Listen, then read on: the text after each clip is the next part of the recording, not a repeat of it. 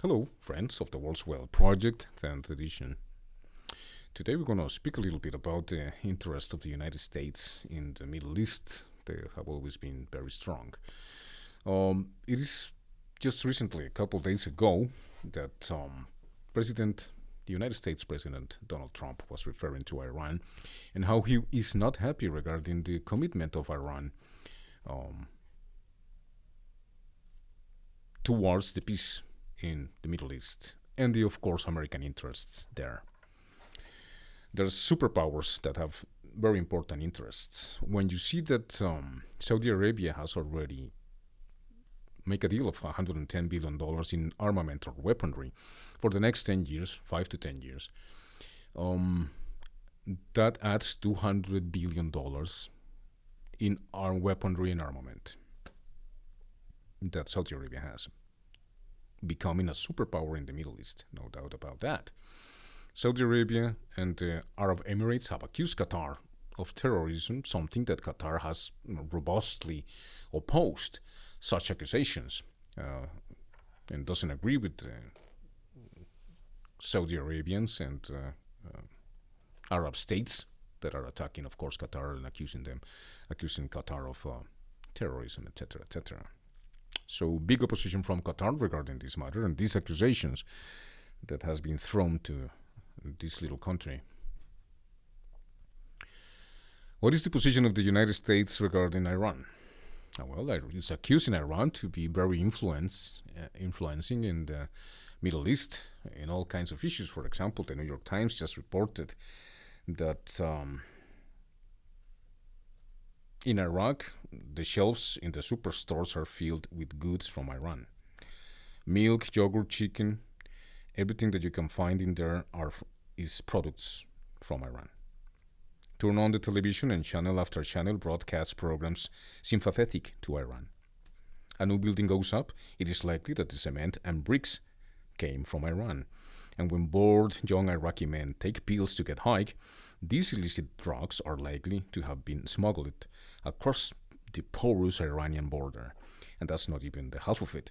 Across the country, Iranian-sponsored militias are hard at work establishing a corridor to move men and guns to proxy forces in Syria and Lebanon. And in the halls of power in Baghdad, even the most senior Iraqi cabinet officials have been blessed or bounced out by Iran's leadership. When the United States invaded Iraq 14 years ago to topple Saddam Hussein, it saw Iraq as a potential cornerstone of a democratic and Western-facing Middle East. And vast amounts of blood and treasure were lost. 4,500 American lives lost, more than $1 trillion spent, were poured into this American cause. From day one, Iran saw something else. A chance to make a client state of Iraq, a former enemy against which it fought a war in the 1980s so brutal with chemical weapons and trench warfare that historians looked to World War I for analogies. If it succeeded, Iraq will never again pose a threat, and it could serve as a jumping-off point to spread Iranian influence around the region. In that context, says the New York Times, Iran won and the United States lost. Over the past 3 years, Americans have focused on the battle against the Islamic State in Iraq, returning more than 5,000 troops to the country and helping to force the militants out of Iraq's second largest city, Mosul, which was celebrated just recently, Friends of the World's Well Project, by the Iraqi troops.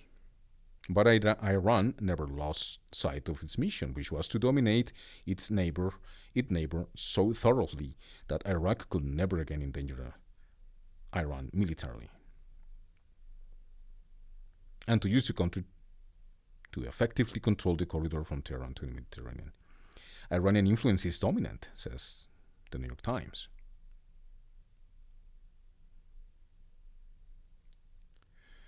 In the words of Hoshyar Sevari, who was outsited last year as finance minister because, he said, Iran distrusted his links to the United States.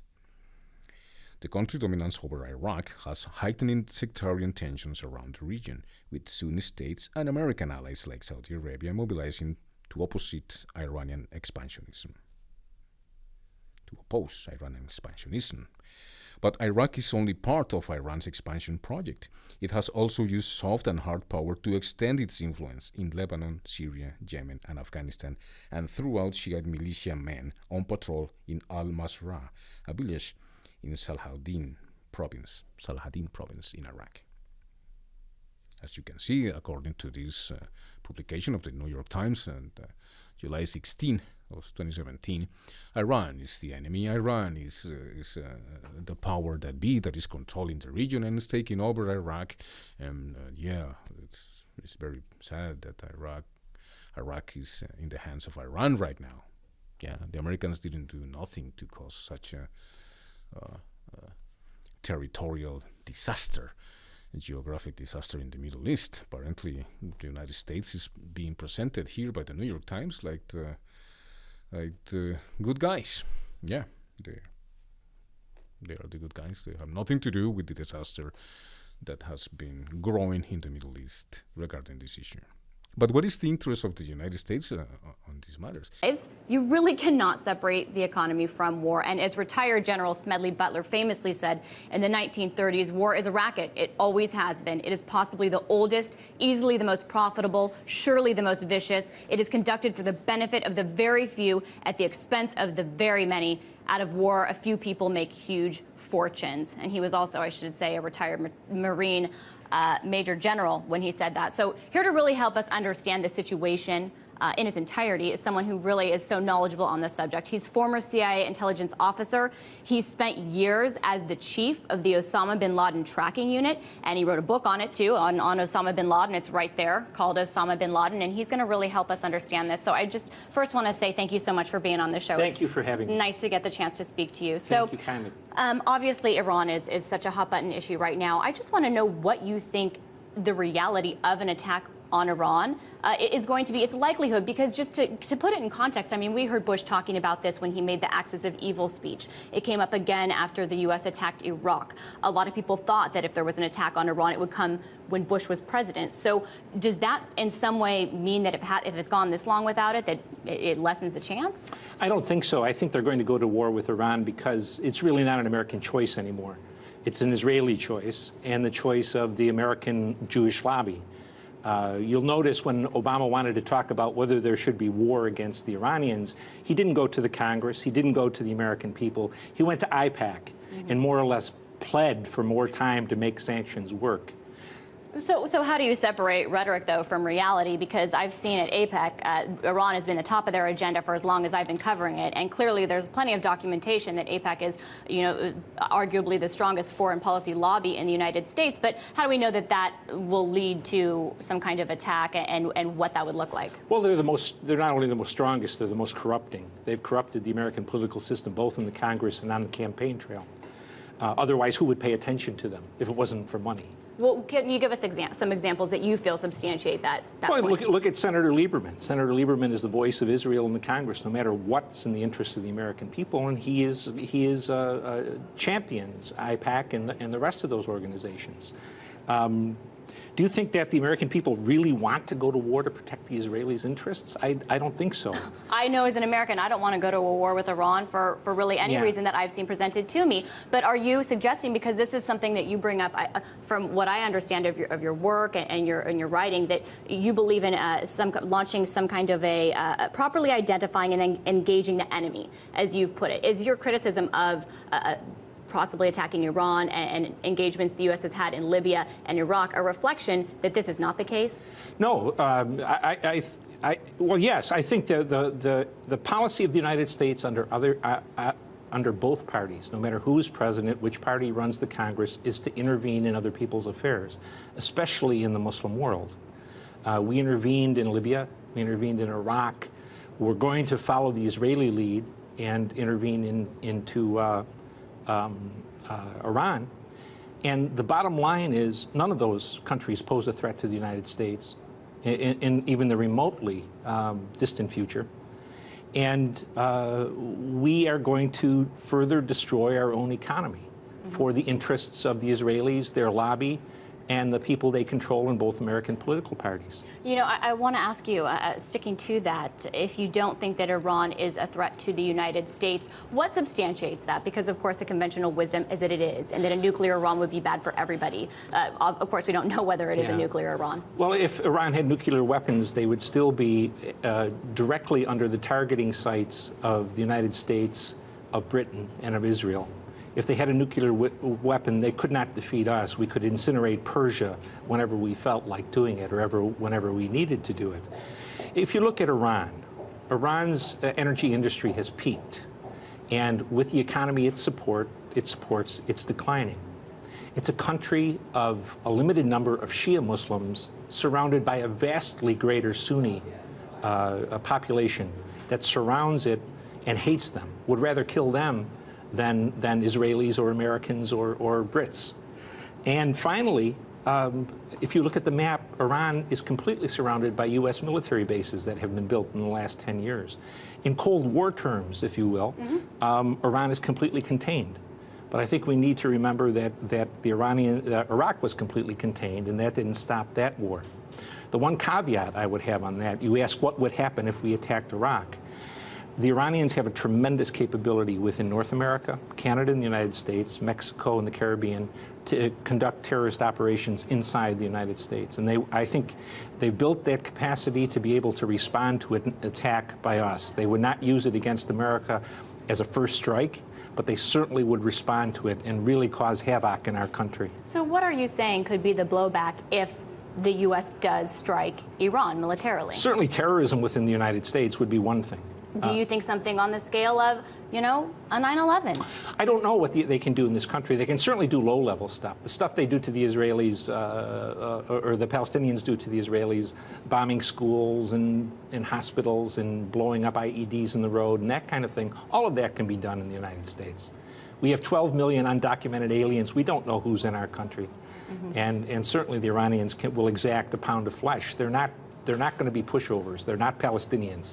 So do you think, because you're saying that you don't believe that Iran poses any threat to American citizens, that attacking is what does pose a threat to American citizens? The attack on Iran will kill U.S. citizens at home. At home, you believe? At home. And in addition to whatever soldiers and flyers and Marines we lose trying to fight the Iranians overseas. It's an extraordinary thing, too, to urge the American military to go to war again when we haven't been able to win a war since 1945. Not because we're not capable of it, but because our leaders won't allow the military to do what's necessary to win. I want to get to that point. I really want to get back to what you said earlier about the economic threat, because this is something that we are an economic show. Sure. And this is something I've seen you, a subject I've seen you approach with other anchors before on the mainstream news. I just want to play a clip. I know it's been played and hashed out, but it's just such a good one, and I feel it's relevant to the discussion. So let's play it, and then I'll get your commentary on it. To call the United States bankrupt, the United States is running humongous deficits, yes, but the economy and this mission in Libya are two separate issues. They're not separate issues, ma'am. You're just carrying the water for Mr. Obama. I'm certainly not carrying it. So just her separating the issues of the U.S. budgetary situation and any kind of military engagement, it's obvious to me why you can't do that. But I'm curious, you know, why you think that wars and defense will bring down the United States. Well, I'm not sure it'll bring us down, but it'll be a vast blow against our chance of recovering to the point where we were before the crash of 2008. Listen, when you have a federal budget, what you can control is your domestic spending. We don't have the will to do that, but that's controllable. You can decide how much you're going to spend on roads and environment and airports and the rest of that. You can only control defense spending if you are at peace and you envision that peace lasting for a considerable period of time. Under both Mr. Bush and Obama, now Mr. Obama, we are out there cultivating wars, cultivating Islamic hatred for the United States, both Sunnis and Shias, and becoming increasingly involved in their business, which is what motivates them to attack us. So the budget people in the Congress and their bureaucratic partners have focused on the defense spending to be what gets cut, because they don't want to offend voters with cutting domestic spending. They can't. If they cut it for 1 year, they'll return it the next year and then some. They have to stop intervening abroad in order to stop earning enemies and causing wars, and then they may be able to trim the defense spending a bit. But So are you arguing that because the United States is continually engaged in going to war and building up enemies, that is what substantiates this defense spending? Well, you don't have a choice. If you're at war, you have to defend yourself. But you can certainly conduct your foreign policy in a way that saps the motivation of your enemies. You don't have to invade a Muslim country with oil like you did in Libya, or at least attack it. You don't have to invade Iraq. And there's a lot of things you don't have to do. Mrs. Clinton, for example, and Ambassador Rice at the UN and President Obama are out to kind of feminize the Islamic world. Now, when Professor Huntington talked about the clash of civilizations, I'm quite sure that he thought it would come from the Muslim side. But what is happening now is it's coming from Harvard and Columbia and the rest of the Ivy League schools who believe it's America's mission to impose secularism, feminism, and democracy on Muslims. Or maybe they're just excuses for other geopolitical interests, too. I want to continue this discussion. Sure. We just have to go to war. We don't have to go to war for a few minutes. We need to go to break for a few minutes. I guess that was a Freudian slip, pretty appropriate. Nonetheless, we will be back out the economy and the U.S. budget and a lot of dollars and cents. Obviously, war impacts a lot more than dollars and cents, but it's a really important piece of it. So former CIA intelligence officer and author of this book, Osama bin Laden, is here. He's breaking it down for us. I should mention, too, that he was in charge of the tracking unit for Osama bin Laden. He's as insidery as they come, and he's giving us his insidery insight. You know, I want to talk about, because before the break, we were talking about the defense budget. How much of it, because you're arguing if you make enemies, you have to spend money, but isn't the budget so much more bloated beyond any specific enemies? I mean, for a lot of the spending for Libya, Obama didn't have to go to Congress to get it. It's just sitting there in the budget, waiting to be spent. Well, I think they moved it around within the budget. The problem for the American military, and I'm of course not an expert, is they spend a lot of money, we spend a lot of money on weapons we don't need. We don't need more submarines, we don't need more aircraft carriers, we don't need more stealth bombers or fighter planes that can't provide ground support. What we need is more Marines and more soldiers and more sailors. And so there's room within the Defense Department, certainly or defense budget, to move around the money. But again, cutting the defense budget depends on cutting your enemies. And right now, Mr. Obama is creating more enemies than he can possibly handle. With the mention of weaponry and weapons we don't need, I thought it was very interesting that the B-2 bomber has been retrofitted to carry these 30,000-pound bunker buster bombs. Late last year, reportedly, the Air Force took delivery of them. Many reports over the years have said maybe this would be a prelude to the U.S. attacking Iran. My question: when you build a B-2 and equip it with a 30,000-pound bunker buster bomb that is maybe the only thing that can penetrate a deep nuclear facility, does that give you an incentive to, hey, try it out on Iran? Is that a motive? Well, I'm not sure. I'm not sure. They certainly wouldn't build it if they didn't intend to use it. They used very large weapons of that sort in Afghanistan, and they weren't terribly effective on. They dropped a couple on Osama bin Laden, but I think those were 7 tons. So these are quite a bit bigger. I think the point to look at here is will it work?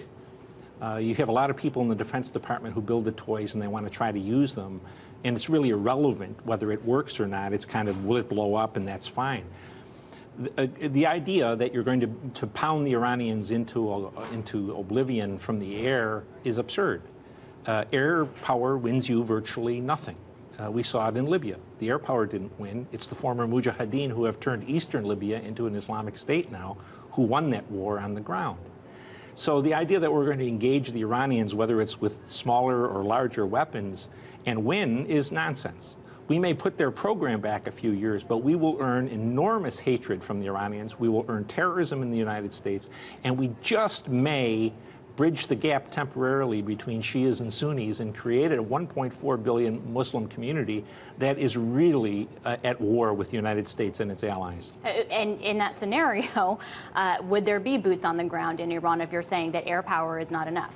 Well, so we don't have enough soldiers to do that. We have a commitment in Afghanistan. We're going to have to go to Africa to defend oil there, strategic minerals, freedom of the seas off of both of the African coasts. That's already set in stone. There's no way to avoid that. The only way they can go to Iran with boots on the ground and have any chance of winning is to restore the draft in the United States. And maybe that would wake some people up. well, I think so. I think the people who argue for war, when you watch Fox, for example, and you see John Bolton, Charles Krauthammer, General Keane, the rest of them, they're safe and sound here in America. Their children are here, their money are here, their jobs are here. They can wage war with other people's kids. And that's where we are at the moment. No skin off their actual back. That's right. Which I think is a major issue. Sticking just to this bunker buster thing for just one more moment, though, because one thing that was last week, a report came out that behind closed doors, Obama told Netanyahu, we'll give you bunker buster bombs as long as you delay attacking until after elections. Then, of course, the White House came out and denied that. What do you make of what probably was reality? Well, I think Obama is desperate to try to get the Israelis to hold off from hitting the Iranians. And I have to say that the decision whether for Israel to attack Iran is Israel's decision, not ours. They don't have a right to exist. We don't have a right to exist. Russia doesn't have a right to exist. But we do have rights to defend ourselves. If the Israelis want to go to war with the Iranians, fine, let them go. We should stay out of it. But will Obama promise them the weapons? Absolutely. Obama knows that if the Israelis attack Iran, we will be blamed for it no matter what we say.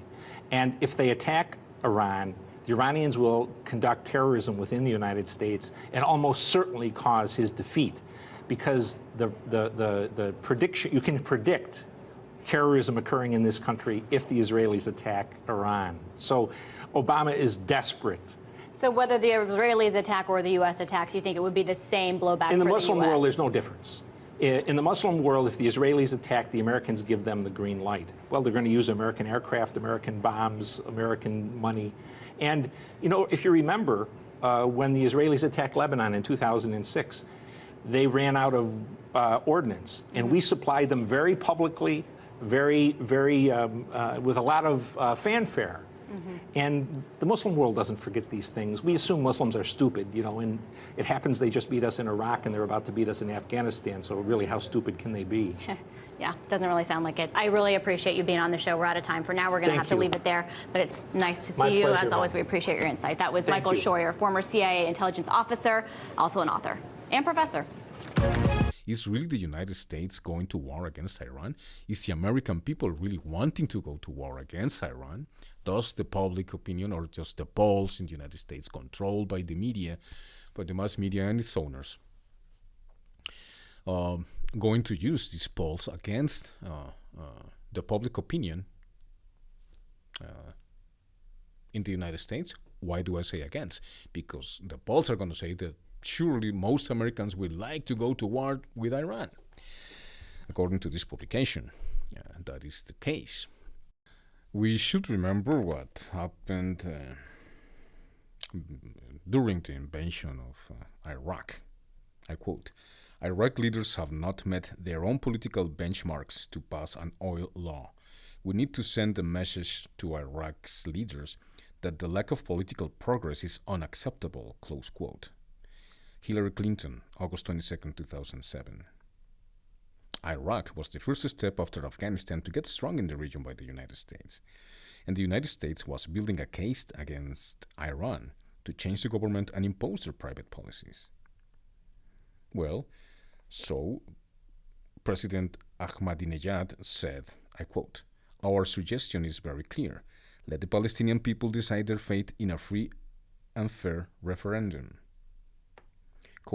Khomeini, which is the leader of the country, wants to establish relationship with Israel since 2006, as long as Israel withdraws from the occupied territories. "We will never start a war," said Khomeini. "We have no intentions of going to war with any state," quote unquote, Ayatollah Khomeini, 2006. The president of Iran is to uphold the constitution. The supreme leader of Iran is the Ayatollah Khomeini. He controls foreign policy, military and nuclear policy. This is the Iran's grand bargain from 2006 Friends of the World Wealth Project. He said, "If the United States promises to remove Iran from the axis of evil, Iran promises to full nuclear inspections. If the United States promises to not attack Iran, Iran promises to cut off Hezbollah and Hamas. If the United States promises to lift sanctions, Iran promises to normalize relations with Israel."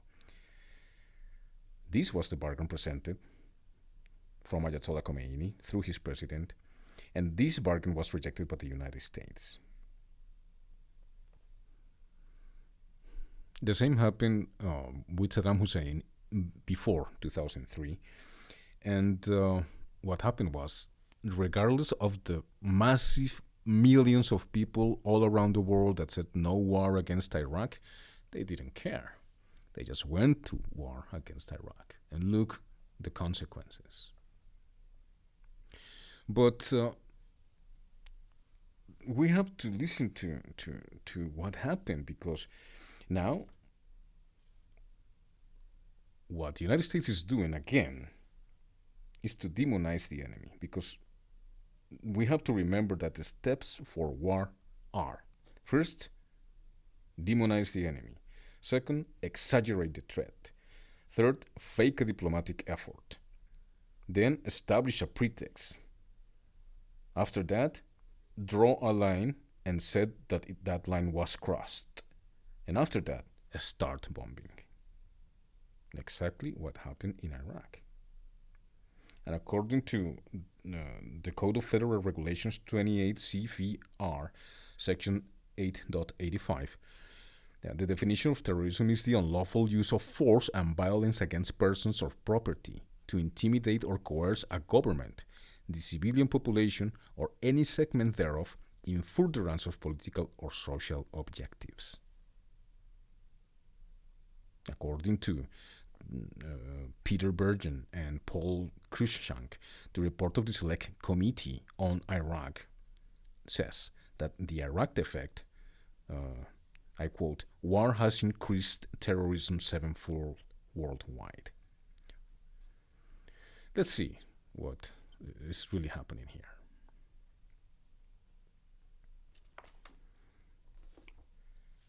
Okay. The Middle East was better off with Saddam Hussein and Muammar Gaddafi in power. Those words from Republican presidential candidate and Texas Senator Ted Cruz. But is he right? What do the numbers show in the years since the Iraq War? This is a reality check you won't see anywhere else. We've seen a consistent mistake in foreign policy. It's far too often. We've seen Democrats and a lot of establishment Republicans in Washington get involved in toppling Middle Eastern governments. Right. And it ends up benefiting the bad guys. It ends up handing them over to radical Islamic terrorists. That was Texas Senator Ted Cruz on MSNBC's Morning Joe. The senator explaining how he believes American intervention since the start of the Iraq War has led from one disaster to another. Was the world, in fact, in the Middle East a more secure place when Saddam Hussein was in power, when Muammar Gaddafi was in power, and when Assad wasn't fighting for his life in Syria? Of course it was. It was more stable. That's not even a close call. Well, without question, the senator is correct. The Middle East was without question safer and more secure under Gaddafi, Saddam Hussein, and when Assad wasn't fighting for his life. But to really get that point, here's some numbers to consider. According to reports from our own U.S. government, reports of deaths from terrorism in the Middle East between 2002 and 2014 have increased 4,500%. But let's go a little bit deeper here. Take, for instance, just the country of Iraq. Before the 2003 U.S. invasion, do you know how many suicide attacks there were in Iraq? None. In the country's history, there had never been one. But since the 2003 invasion, there have been 1,892. In Iraq, prior to the start of the Iraq War, there were reportedly just over 1.5 million Christians living in that country. 1.5 million. And yet shortly after the war started, over 1 million of them fled to Syria. That didn't work out well there, certainly. And today, fewer than 500,000 Christians remain and yet are being exterminated by groups like ISIS. And what about Afghanistan? Just last year alone, insurgents killed 2,643 civilians, the highest number since the UN began keeping records. How about Pakistan? In the 14 years prior to 9/11, get this, there was only one suicide attack on Pakistani soil. In the 14 years since, 486 suicide attacks. The same is true in the past 14 years in Somalia, 88, Yemen, 85, Libya, 29, Nigeria, 91, and in Syria, 165. So what you need to know is that 14 years after this so-called war on terror began, the The United States is on track to have spent $6 trillion on just the wars in Iraq and Afghanistan. Putting that into perspective, that means that we have spent $75,000 per American household, most of it borrowed money. What's more, nearly 7,000 U.S. military personnel have died. Tens of thousands more are being lost every day as 22 U.S. veterans commit suicide each day. If we're to be honest here, the only thing that the war on terror seems to have brought us and the rest of the world is more war and more terror. That's Reality Check. Let's talk about that tonight on Twitter. The violence in Mexico is risen the last month, according to The Guardian, this week's Guardian, the weekly publication. And Colombian peace process, it might be deteriorating depending on who gets to become president of that country next year.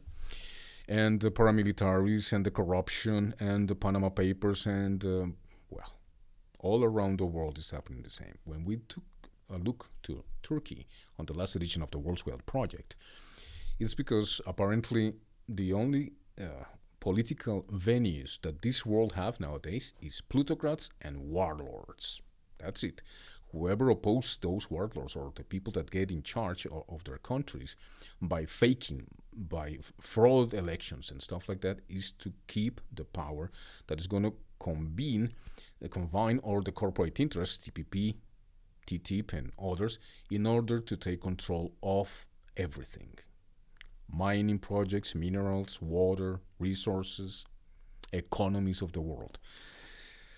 So when these things happen, and we see what is happening in the world, and ecosystems failing all around the world, animals dying all around the shores everywhere in the world, disappearance of the Amazon at enormous pace. We're talking about 1 million hectares a week. And the violations of the human rights, the crisis of Sudan and South Sudan, and how no one cares about South Sudan or Sudan because there's no big oil enterprises there. As long as their corporate interests are well protected, who cares about the people? Who cares about a bunch of black guys running and killing themselves? As long as the profits are going to the weapon producers all around the world. That generally comes from the United States, Switzerland, Israel, etc. What kind of a world are we creating? What kind of a world we have to transform? Do we really have to ask who's going to help us here? Because apparently the peoples of the world, the citizens, the normal citizens, educated, well-educated, and that cannot get any jobs. Nowadays, there's a lot of people thinking about that, like Noam Chomsky expressed in his own terms. He said, how can people think about what's going on in the world and how to correct the world when the only things that they're thinking, especially the students, is how am I going to pay the debt that I incurred, that I have concurred to, because I have no other choice but to owe my career and my university. Not like in Germany, for example, where education is free, or the Netherlands.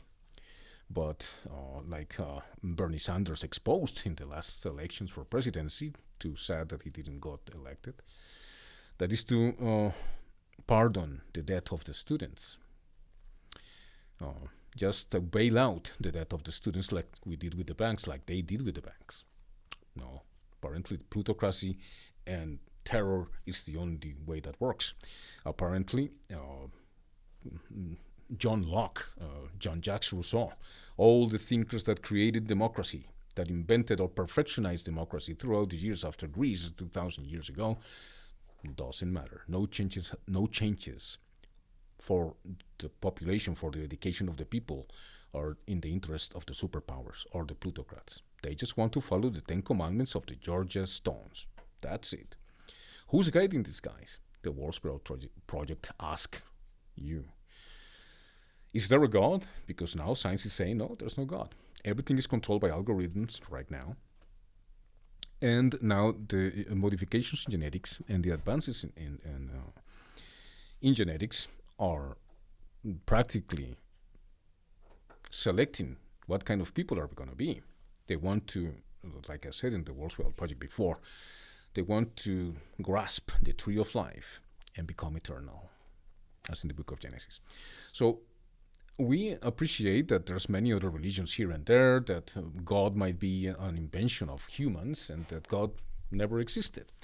Christianity, Islam, Hinduism, all those are nothing but tales from the crypt or something like that, that some idiotic person invented and used as a weapon of mass control. And it worked, because after 2,000 years we have seen nothing but that religions control the world, but religions are losing ground big time since the 21st century.